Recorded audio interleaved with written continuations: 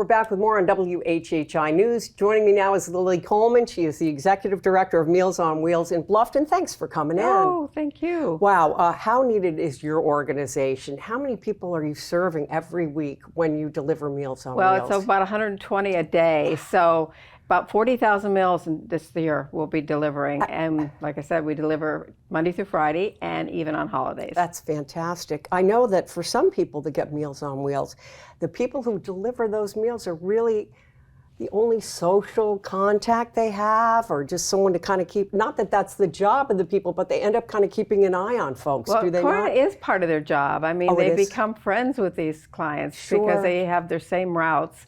And it's important that we call it the power of the knock on the door. Right. That we, identify who we are and that we make sure that they're okay. Yeah. And if we don't hear from them, if they don't come to the door, we call and make sure they're okay. Important.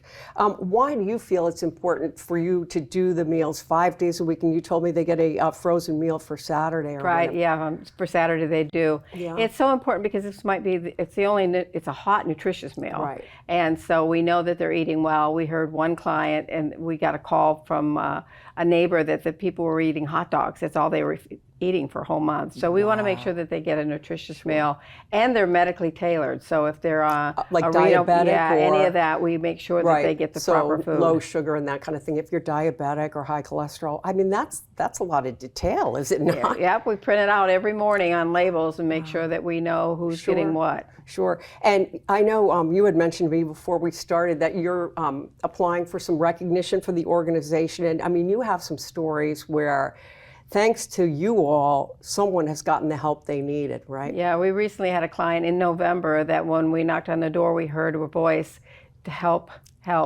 And she was clothed, but she had fallen in her bathtub and had been in the bathtub for 13 hours. So our volunteer stayed with her, emergency came. Wow. We checked on her, made sure she's all right, and then the meal started up again. Wow, I mean, thank goodness for Meals on Wheels in Bluffton then, because that was the difference between life and possibly death. Right. Right. Mm-hmm. How are you growing? Do you see your work expanding in the Bluffton area? Definitely. It's going to grow because by 2030, we're going to have more people 60 and older than children in this country for the first time. And we're all getting older, and we're all going to need services, Right. So and what's kind of neat is in Hilton Head, you've got people who've lived here.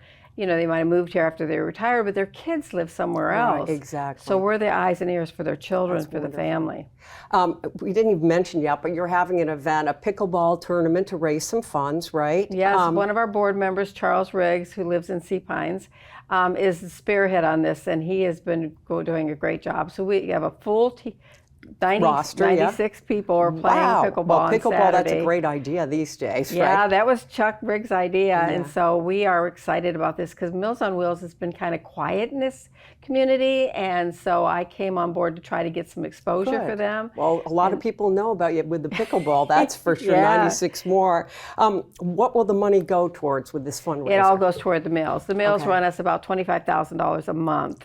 Wow. To pay for those, and we get the meals from a vendor that's out of Savannah, and it comes hot to us, and then we distribute it throughout the area. That's not a cheap venture, is it? That's a lot of money to keep having come into the organization in order to do this. Yeah, but the grants we get, I mean, the communities in the people that give grants in these communities, and the community is so generous that we count on those grants, and grants come through. Thank goodness. Well, and right. I don't know if you have to write the grants, but that is not an easy process. Yes, I've learned to write grants in my 3 jobs I've had here in the area, and it's a challenge. Fun. Yeah, it is a challenge. But it's kind of fun. You get some new stories all the time. Oh, I bet. If there's anything you could say, if someone is maybe interested in helping you out. Maybe it's not financially, but do you need volunteers still to help deliver meals? Yes, we do need volunteers. But we right now need a driver on Hilton Head Island. Okay. But we have drivers that have been with us for 18 years. Wow. They don't want to give it up because they've become friends with the clients. Sure they have. How nice. Yeah, but we need volunteers for different committees as well. I mean, as we're growing, we need to. So get in touch with you. And Definitely. I know we've provided the information. And Lili Coleman, thank you for all that you do in Meals on Wheels. Well, thank you. And we will be back in just a moment.